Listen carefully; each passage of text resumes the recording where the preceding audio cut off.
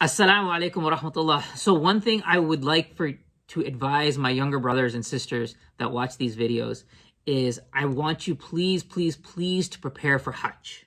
This is such an important thing, right? Islam is 5 pillars, right? And we're generally good about fulfilling, inshallah, the first 4 pillars, right? But some people postpone and procrastinate on Hajj, and then they think they'll go when they're in their 30s, or then in their 40s, or then in their 50s. And it keeps getting postponed to the point where they never make it for Hajj, or they die in their 30s, or they die in their 40s, and they never make it for Hajj. And this is a huge travesty, right? It's one of the 5 pillars. It's a fundamental pillar. And so if you have the means or the ability to go to Hajj and you don't, then this is a big problem, right? And so I want to tell you something as your older brother, right? Because I'm now in my mid to late 30s, right? And so I will tell you that as you get older, you have less and less free time, and it is harder and harder to go to Hajj.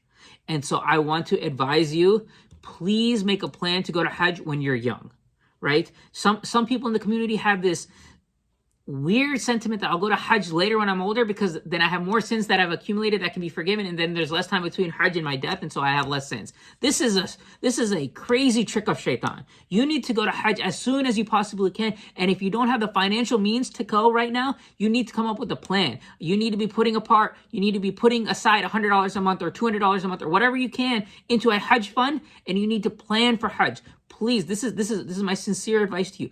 Please, when you're younger, make a plan to go to Hajj. And if you're older and you're watching these videos, then that this doubly applies to you. If you haven't gone for Hajj, please make it a priority. It's more important than building a house or whatever, right? Or going on some vacation. You need to go to Hajj and you need to prioritize this.